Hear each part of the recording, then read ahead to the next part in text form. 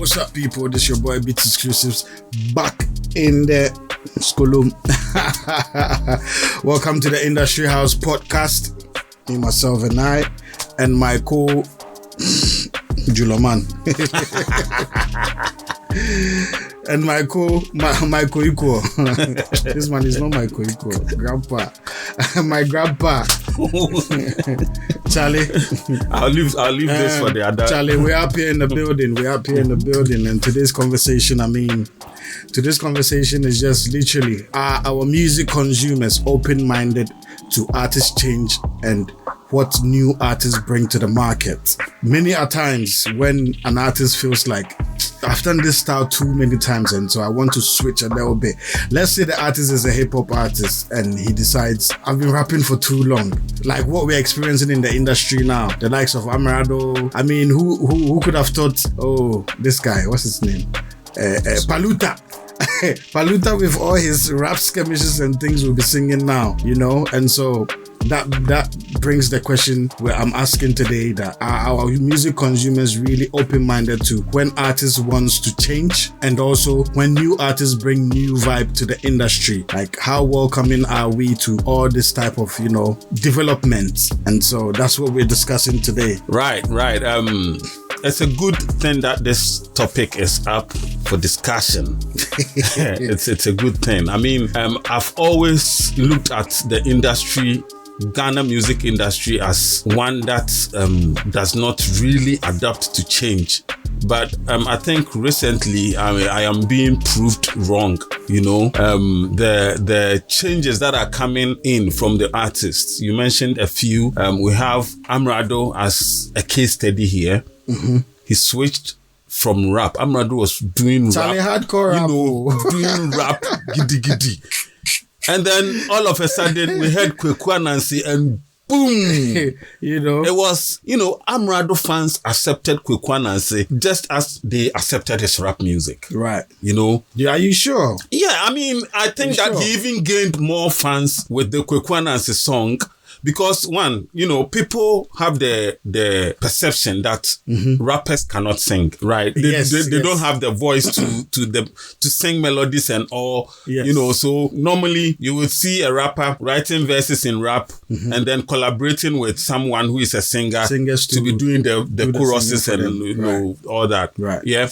But take Obrafo. Obrafo switched from hardcore rap to singing. When was the last time you heard Obrafo rapping? I mean, the likes of Obrafo, I think the likes of Obrafo, because they were like our introduction to rap music mainly. Because I mean, after Reggie Stone and a few others that came up, Obrafo was like the next big thing. And I mean, our ears was still developing the whole rap scene and stuff like that. And so I think, and Obrafo's change from singing to from rapping to singing is not as drastic as Amarado and King Paluta. Yeah, but because Obrafo on his first album, on some of his upcoming albums had Moby Nada was why. I mean, I think Obrafo did the singing and rapping side by side. Yeah. But the point is, we know Obrafo mostly for his rap. I mean, Obrafo is a hard rapper. That one day. So when we talk of Obrafo, when we're talking about singers, maybe we wouldn't put Obrafo in that category at that time. When maybe, he was, we would say Obrafo is a rapper. Yeah. But I don't remember the last time I heard Obrafo collaborating with somebody and rapping. No, I think Obrafo's exit from the rap world is when he did a song with Sarkodie. And his songs with Sarkodie, the singing part. I mean, Sarkodie. I really love the way Obrafo sings. Yeah. With the natural tone. He doesn't have that sweet, voice, that kwabna type of voice. Not silky. But he has that natural tone that when he comes out, you see the passion in the voice.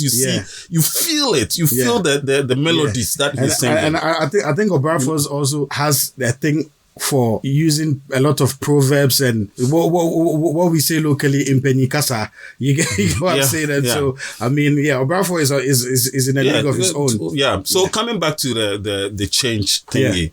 I mean, Paluta has been doing rap for years. When Paluta started, singing, I started listening to him, on Audiomack and Spotify, especially. Right. His songs on Spotify, I mean, when you get a Paluta playlist, it goes way back. And most of them were rap songs. Hardcore. Really good rap songs. That he did this song that I really love. Not too long ago, that he entered the studio and told the engineer, hey, I've asked you for a beat. You have not brought the beat. Now I'm here. Give me the beat. Started, give me the conga. Give me this. With this, Yeah. And then he did some serious rap on it, on that beat that they created in the studio. And, that was King Paluta. And then all of a sudden, I mean, okay, we get all of that story. So what I'm saying is... Let's bring it to the consumers, The consumers, probably there are Paluta fans who loved his rap then. Yeah. I believe they are still loving Paluta for his singing. You sure, Charlie? I believe, I know. Definitely, you get people who will say, "Oh, what is this?" Yeah. I mean, we know you for rap. You should be doing rap. Yeah. But the point is, these ones we are talking about switching. Right. There are rappers like Ochame Kwame who sometimes sing in their songs, and still do the rap. There is Kofi Kinata. Yeah. Who was rapping, decided to do rap alongside singing, and then now he's doing singing. Right. Those artists, Kofi Kinata, his fan base still love Kofi Kinata, whether he raps or he sings. I mean, yeah. I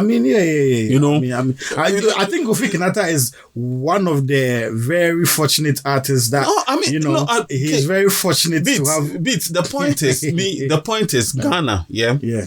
Once you establish a fan base, and you are able to win the love of the fan base. Last time I said it, that let Shatawale enter the studio and cough on beats. We will get streams and numbers on the streams on Spotify because his fan base will love it. Regardless. Right.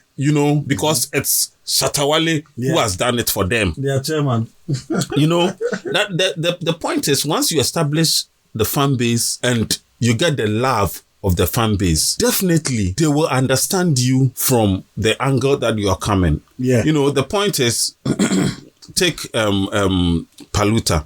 Paluta did rap, had some fans there, obviously. And I think that when he switched to singing, I don't believe that he's lost those fans because his numbers have even gone up. Right. You understand? Yeah. So basically what I'm being made to believe is that he won even more fans to add up to what he already had. But then do you not think that the hardcore fans, those hold on. Okay. Do you not think that the hardcore fans that he's had will be feeling left behind? No, the point is, because now he's releasing, and in a recent interview I heard him say that, listen, that you guys should take the rap.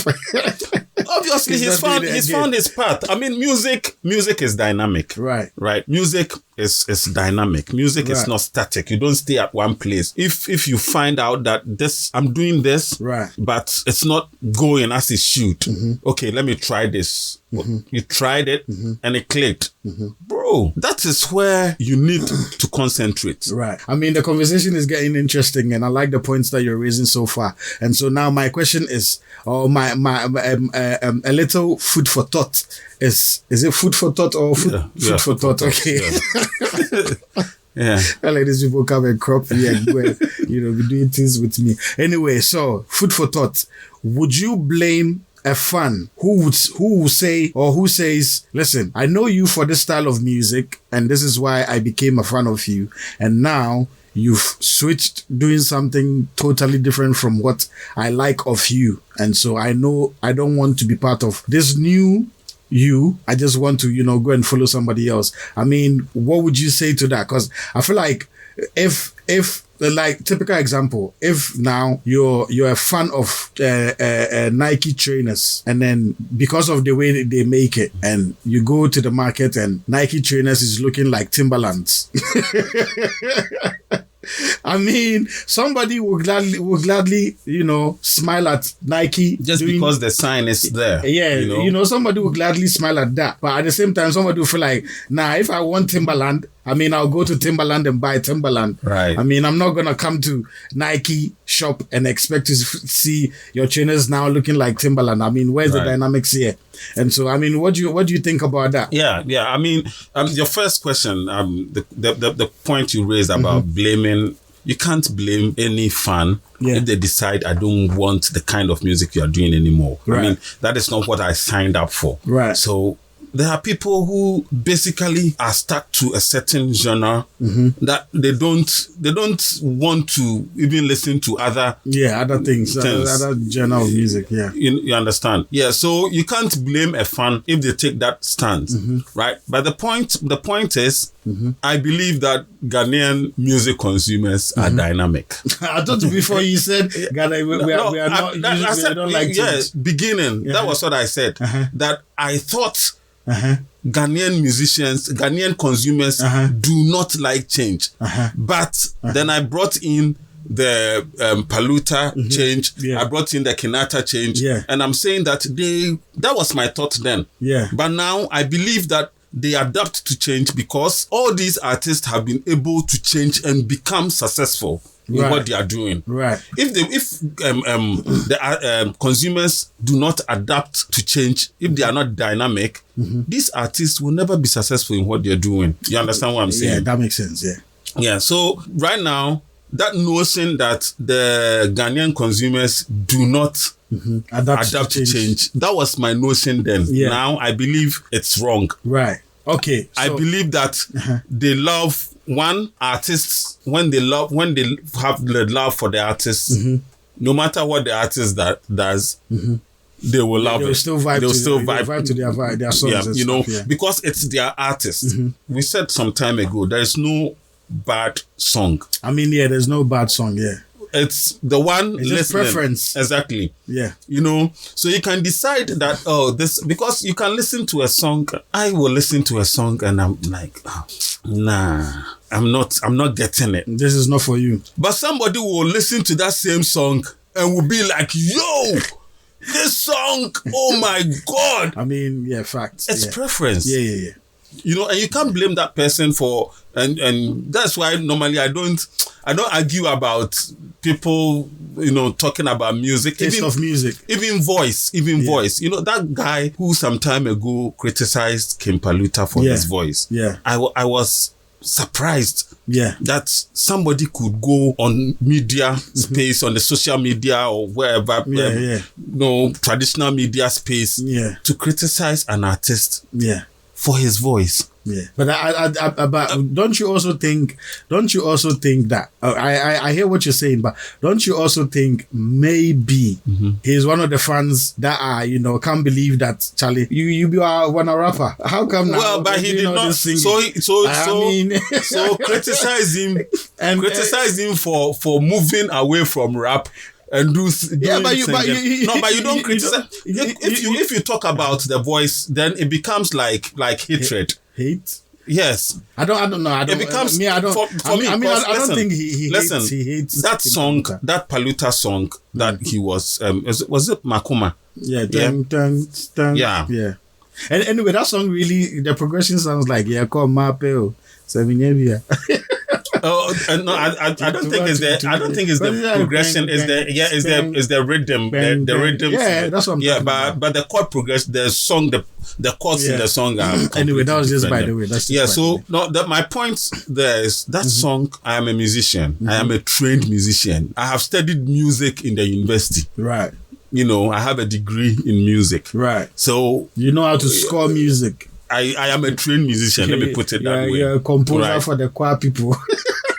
I write songs, I sing, I direct choirs. Right. And there is nowhere in that Makoma song that King Paluta sang off key. Nowhere. I mean, okay, cool. The guy was criticizing Paluta for singing off key. There was nowhere in the song that he sang off key. Okay. So if you don't like Paluta because he switched from rap to singing, don't say his voice is when it happens like that, then it becomes like that adage.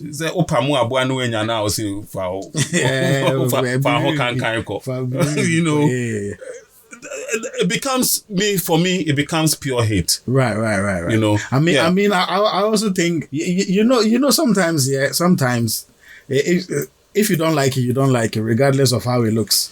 If you don't like it, you don't like it. True. True. And so probably his reaction is because 1, maybe he's not a big fan of Paluta. 2, everywhere he goes, he hears the music playing. And then he comes to a place where he's coming to do a job, and they're playing that song. And then they're playing the same song again. So it's like the song is hunting him, and so maybe that is what caused his reaction. That is my point when I say then it becomes hatred. Right. No, I don't think it's I don't think it's hatred. I think maybe it's just how can you dislike a song so much that when you hear it you get irritated? No. I mean, okay, I hear what you're saying, but what I'm also saying is I don't think maybe he's just irritated. Not hate. No, but if maybe he's just irritated because you've heard the thing so much that so there's no other song apart from this. That man falls in the category of consumers who do not adapt to change. Maybe in this instance we can say that he will fall into that maybe category in this instance, because he was criticizing him on a basis that was not there. I mean, he says he's a musician, he's trained, he's whatever, he scored the music. I want to meet him any day. We will score the music together, and he will show me where Paluta sang off. Charlie, this one will be a big challenge. I would be glad to meet him. So we sit down and score the music and then do that. So now let's bring the conversation. I mean, we've touched on established artists and change and if their fans like it or not. But I think what I gather from your submission is that if the fans really don't like what they're doing now, they won't be successful.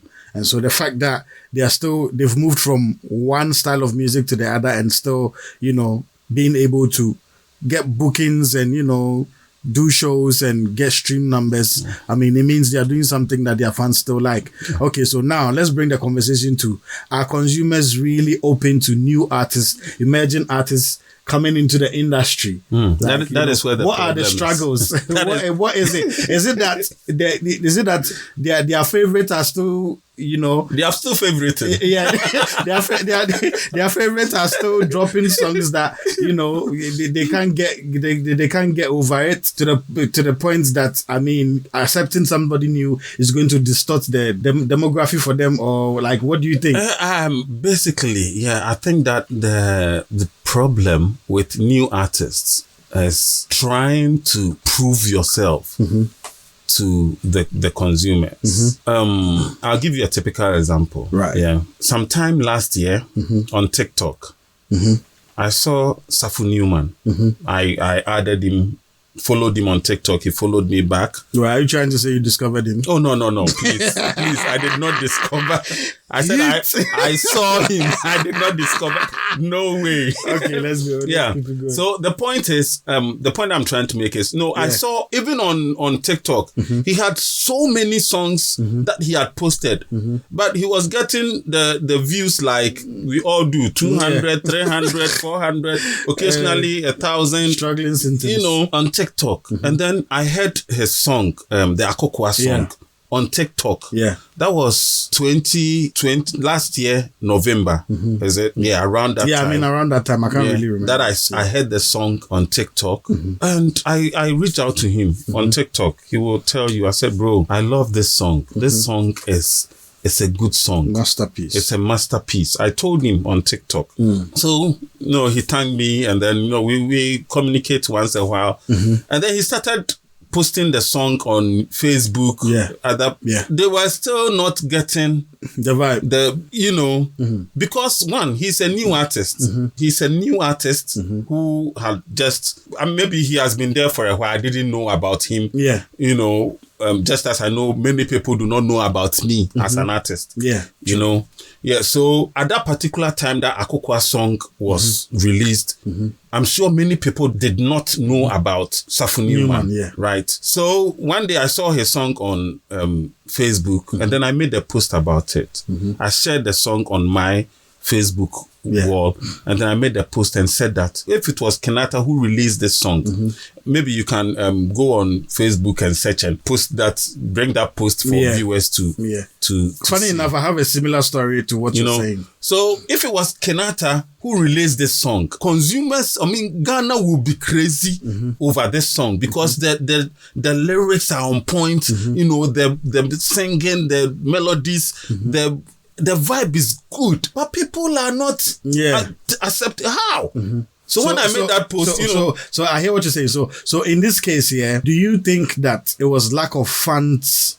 The point is, no, I don't think funds as in money. Funds as in money. No, it's promote. I don't think it's money. Or people were just not paying attention. People were not paying attention. I don't think it's money. Right. I'm saying I don't think it's money to promote. No, but bro, I have put money into music, promoted.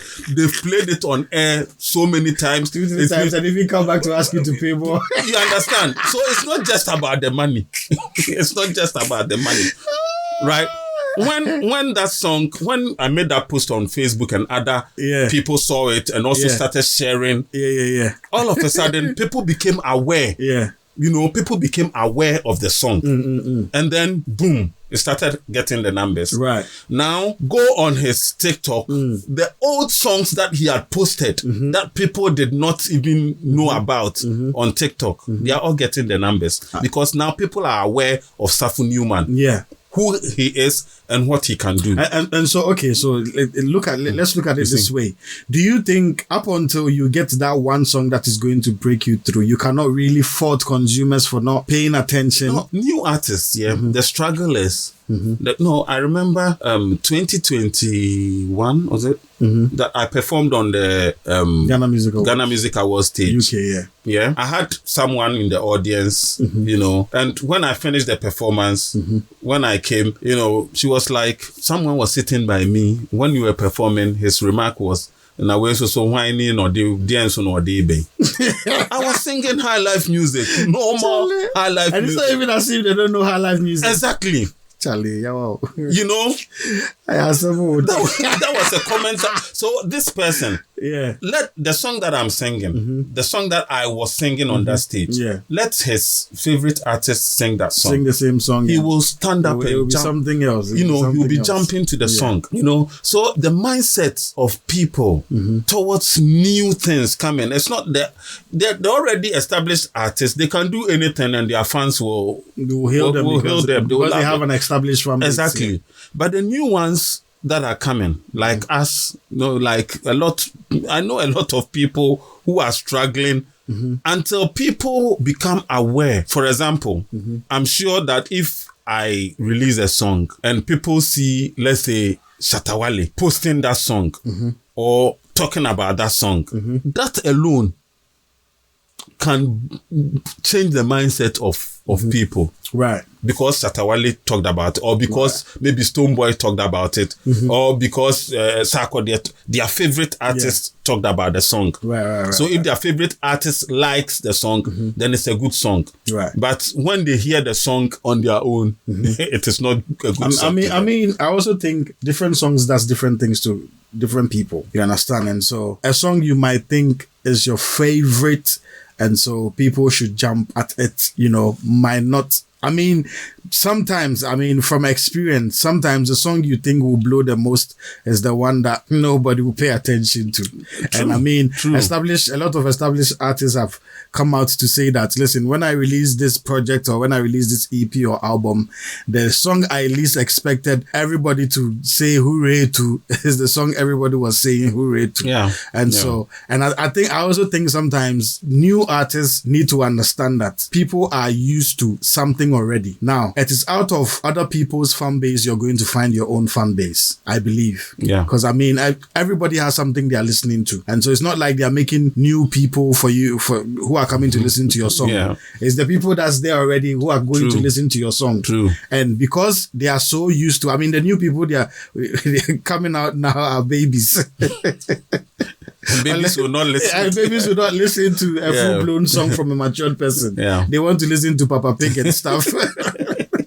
You understand? And so for somebody who is used to, say, Amachi Dede, been listening to Amachi Dede all his life, and you are coming onto the market with a style that is similar to Amachi Dede. Now, one, they might be comparing, are you better than what I'm used to? Or is what you're bringing equal to what I'm used to? Yeah. Or is this good enough for me to leave what I am used to come and, jump onto this one? Right. Also, I believe marketing plays a part in this whole thing. Because, I mean, you as a new artist, you are coming to battle with somebody who has been here for 20 years, 10 years. You understand? And the love people have for them, the depth of love people have for them is mind blowing. Right. You understand? And so you as an upcoming artist, I think the difficulty is not, I mean, I fall within the same category as well. I mean, sometimes we are just hoping on our last breath that this song should please people so that, I mean, we can see the light of the day of light or light of day,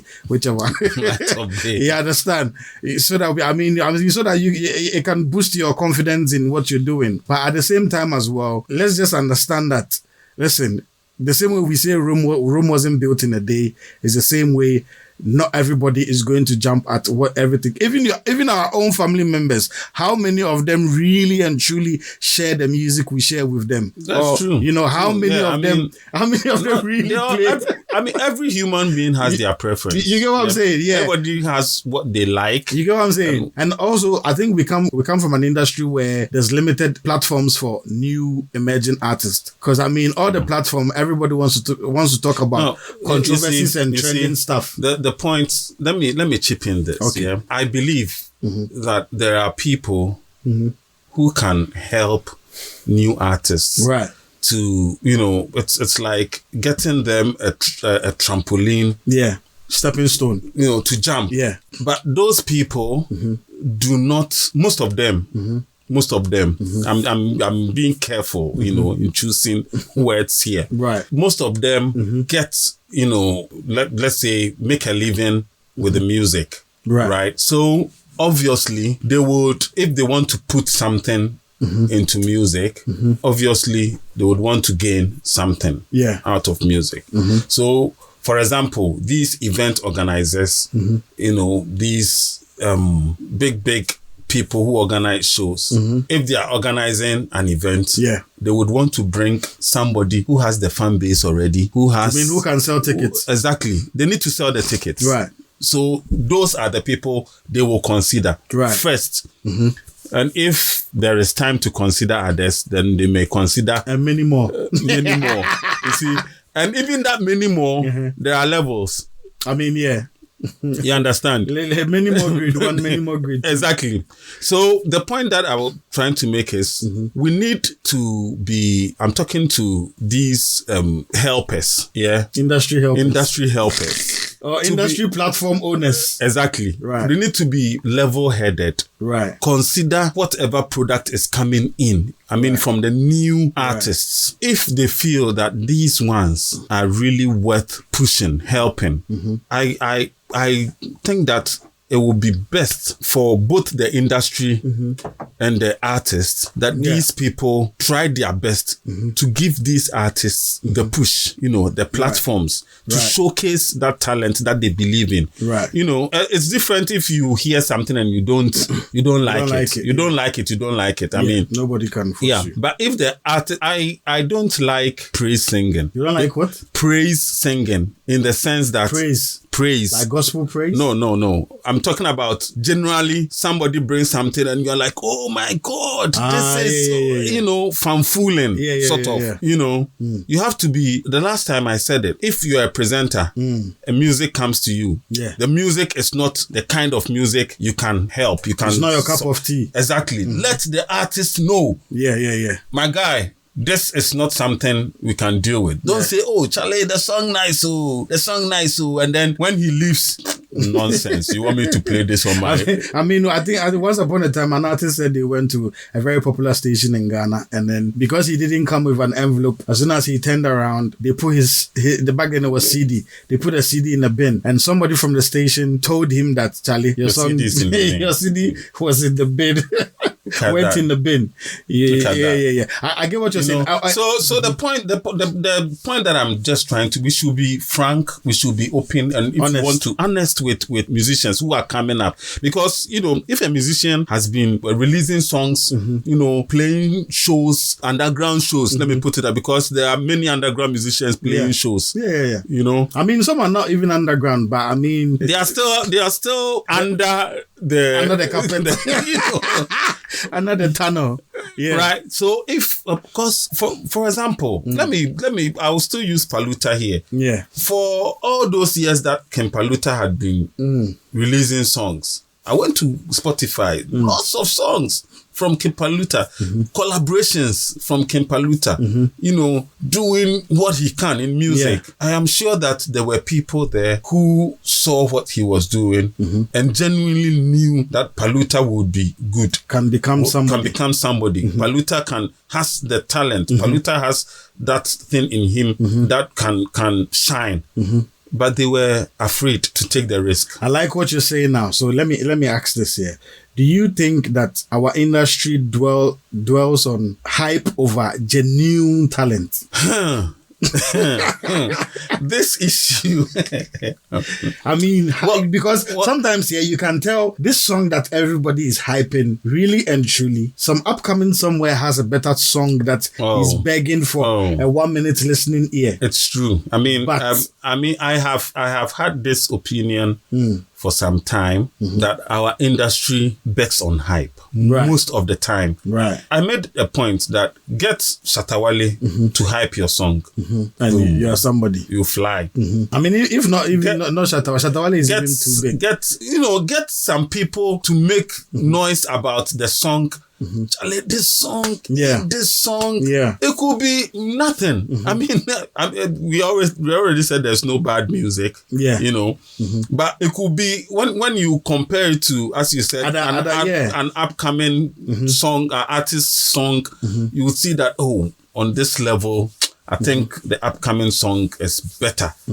But because of the hype that this way, even in our award schemes, it's there. Hype wins awards. Not genuine talent. Do you think so? I believe so. No, have you had any experience? No, the point is, the point is, have you had any experience? The point is, I mean, I don't want to talk about my awards because that would be a topic for another day. Let's move on. You know, but I mean, award schemes, I think that we'll have a topic. We need to talk about award schemes. We'll talk about credibility of award schemes. Award schemes. But my point, let me make a premise here that immediately you have to vote, pay to vote, and vote as many times as you like. One person voting as many times as they like. It's no longer credible. You think so? For me. Because, listen, there are even award scheme you can monitor and see the number of votes you have. So it's basically buying the award. Do you think so? I mean, do you not think they are only asking your honest fans, your diehard fans to? So why can't they make it free? No, but what I'm asking is, okay, say they make it free. And they make it one vote per person. Okay, so hold on. So even if it is not free, why not make it one vote for person? Let me land. So, and this is how ask your question. I'm on the other side, but at the same time, this is what I came to mind. Do you not think if you're talking about credibility now, on whose credibility are you going to judge if they are not asking your fans? No, I'm not saying they should not ask the fans to vote. Yeah. Uh-huh. My point is asking fans, for example, Beat Exclusive has been nominated for an award. I am a fan of Beat Exclusive. Somebody else is not a fan of me. Somebody else is not. So yes, fans vote for your artists. Perfect. Right? My point is, the moment you tell a fan, oh, you can vote 1,000 times for your artist, it's not genuine anymore. Why? Because each person has to have an opinion, one say. So, for example, if you as an artist, you have a fan who is filthy rich, who can buy 2 million votes for you at a go, you have won the award. Yeah, you to go and find so then, that is what I'm saying. So then it becomes a money-making venture, and it's not genuine anymore. If you want it to be genuine, then every fan has a single vote.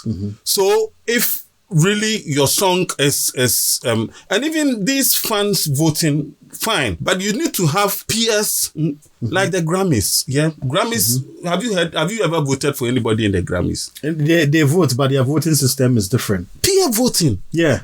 It is not general public voting. It is not go and pay dial *121# and then vote and then get. Hold on, I think we're deviating. Yeah, but that's why I hear what you're saying. We have to talk.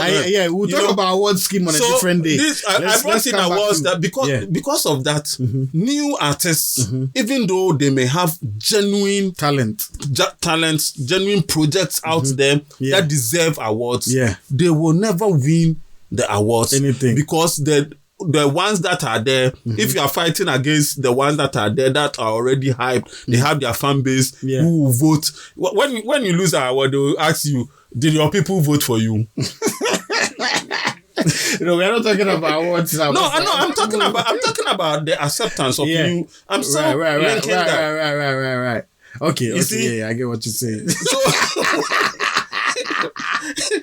you see, that is the problem that new artists, coming onto the scene face. So it is the hype for the already established ones. It's louder than the real work that is coming, the real product that is coming. Okay. I also believe, I also think, honestly, we need a lot of platforms for emerging artists so that that's where we shuffle. It's like playing Black Stars. I mean, our Black Stars is not looking any better these days, so that's not a good yardstick, but I'll use them anyway. Before you go to the Black Stars, you have to play Black Meteors, or you have to play the smaller Black Stars teams before you can eventually, or let's say before you need to be active even in your club. Yes, playing no. This is what I'm trying to say. Before you can go into a bigger club, you have to play small clubs. Yeah. Before you can go to a bigger club. Yeah. That's what I'm trying to say. And so I think from academy. Yes. And so I think when it comes to our music industry, I see a lot of talent show platforms. I mean, talent shows. Yes. No, I know. I mean, I've been on a talent show in Ghana before, so I have a first-hand experience of how everything works, both on the screen and behind the screen. Nobody's going to tell me anything. I have good experience. Now, what I'm trying to say is, if we have all these talent shows, platforms that are unearthing talents, I mean, because if for nothing at all, they're giving people the chance to be seen and heard. Now, after they are seen and heard, what is the next level? That is where my problem is. Now, I think the next level should be platforms that are dedicated to new artists and new music, so that people who are playing mainstream media content, or people who are playing established artist content, can go there and listen to who is new on the upcoming. Right. And so instead of having everybody fighting for the number one spot, we actually have somewhere you can go and start from.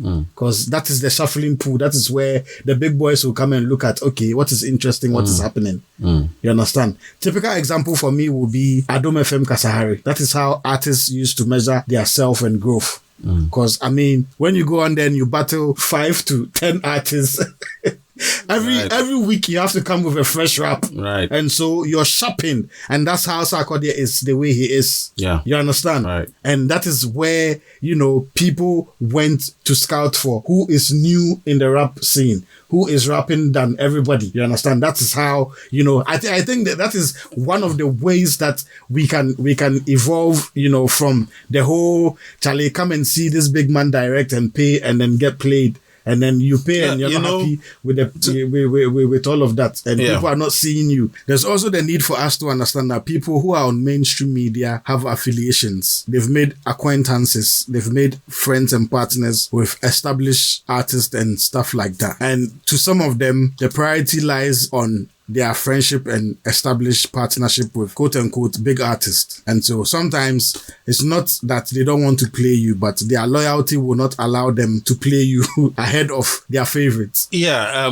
To add to what you just said. Yeah. My car here, it's always on the radio station, UCB. Mm-hmm. Yeah. Now, what I've realized, I've listened to that station for, months now. Mm-hmm. I've not changed to any station because I like the way they do things there. Yeah. It's a Christian radio station. Yeah. Right. So but what I have realized is that they have a program where they play new music. Right. And that's exactly what I'm talking about. You understand? Yeah. So it's a platform for people to bring out music. Bring out the music that they've released, send music to them. They will check, obviously it's a Christian station, so Christian music, they would listen to it and then pick some songs and then play them, talk about the musicians for the week. Yeah. So they'll say this is new music they have record of the week. So that record will be played on every program. Right. Every program you will hear that song. Right. Played. Right. This year, this week, the record of the week is from an artist in America. This is a UK station I'm talking about. Right. An artist in America released a song. They got it. It's an artist nobody has heard about. Nobody really knows. Yeah. Here in the UK. Right. And they talk about the person, allow the person to talk about herself, her music, and they played the song every program. Right. Record of the week. Record of the week. Right. Right. So consumers listening to the radio station now hears this song, and because it is played over and over and over again, every time you hear it, you begin to relate, familiar with the song. To it, yeah. Exactly. And then now you would want to go and find out more about the artist. Right. And you see, it's like that because before the song made it onto record of the month or record of the week, it came from new music. Yeah. You understand? So that's what I'm saying. We have to have systems in place where we know how you can progress from. No, I think our radio stations, our radio stations can help new artists. Have dedicated programs for new artists and new songs. Yeah. It could even be old songs, new songs from old artists. Fine. Yeah, but once it's new music. New music.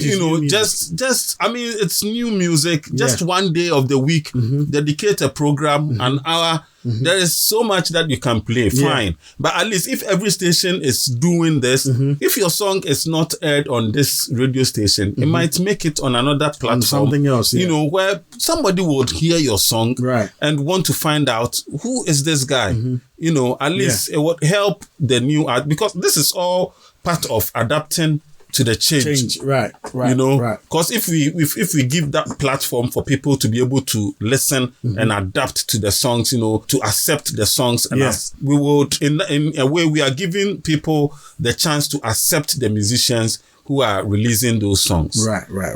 A lot has been said today. A lot has been, deliberated on. We've shared a lot of honest opinions. And opinions are like what? Gnosis. Somebody has a big opinion, like you get what I'm saying. But I think we've shared honest opinions on this very topic, and I'm very happy with our individual opinions. We agree to disagree. It happens everywhere. Yeah. So my final delivery will be: listen, consumers are like fruits. Depending on the season, they will adapt to eat whatever fruit is the most popular on the market. You understand? And so, they will adapt to eat whatever is most popular on the market. And so for us as musicians, listen, don't give up until you are the right fruit for the right season. Just understand that. So in this case, the musicians are rather the fruit. The fruit, yes. Yes. And consumers are the season. Yes, that's what I was trying to say. That's why I got confused in the middle of saying what I'm saying. So understand that when you're ripe at the right season, people will be ready to eat you, consume you, yes, chop you. Manya, just I tell you, you understand. I know it's difficult, it's depressing, it's stressing, to put out a song, and even me and this YouTube channel right now, sometimes in my head I want to cry because I think, listen, my videos are top quality, my sound is top notch, compared to some other channels, and I'm looking at the numbers and it's not the same, and I'm thinking, but at the same time, listen, small beginnings. They say you can only be part of the game if you stay on the pitch. Yeah. It's like football. Once you're out, you're not part of the game. But once you're on the park, you stand a chance to kick the ball one day. And so all I would say to new artists is, listen, don't worry about the struggles now. Just be dedicated to your journey and where you want to take yourself, and keep finding new ways and means to evolve. I mean, the fans of Shatta Wale I want to believe are the same fans of Stonebwoy, even though some amongst them are die-hard fans. Because I'm telling you, the people that would dance to Stonebwoy's JJJ will be the same people that would dance to On God at a festival. It's not like when they're about to play On God, they will send everybody out who is not Shatta Wale fan or who is not Stonebwoy's fan to go out, and then they will play On God for I mean, when you go to a concert, it's the same people when that you go to the club, everybody dances. It's the same people. But there's always somebody who is a diehard fan. That one we cannot overlook that. And so understand that you're building something, and eventually you will catch that. I'm telling you, the same story you were sharing about Safu Newman. Yeah. I have the same story about Black Sherif. The first time I heard Black Sherif's music is this song. I'll quickly find it. And I'm so amazed that when I posted that song on my platform, one of my Instagram accounts, when I posted Black Sherif within that same week, or I think month, is when Black Sherif became, very notable. This song. This is the Black Sherif I know. And this is the first time that if you know this Black Sherif music, Charlie, this is how I was introduced to Black Sherif. And so, like I'm saying, and like my brother shared his experience with Safu Newman, listen, there's always going to be that one day that everybody will be happy to hear you. I mean, it doesn't matter how long it takes. It doesn't matter if it's a day, today, tomorrow. It does matter, but sometimes you can lose vim, because sometimes you can lose vim and try to give up. But listen, all we can say, or all we're saying on this platform today, keep on keeping on. Keep on keeping on. And so, wrapping up today's show, I mean, listen, we can only encourage new artists to keep doing what they're doing, and established artists to keep feeding their fans. Because I mean, the minute you let go your leg off the accelerator, I mean, our industry already, they are quick to buy you. So thank you for joining us on this podcast. We really appreciate the comments and the likes and the share and the all the interactions we're getting on the platforms. We really appreciate it all. Catch you on the next one. When I say the Industry House, you say Boys for Talk. Charlie, bless you guys. Thank you for joining us, and catch you on the next one. On to the next. Bless.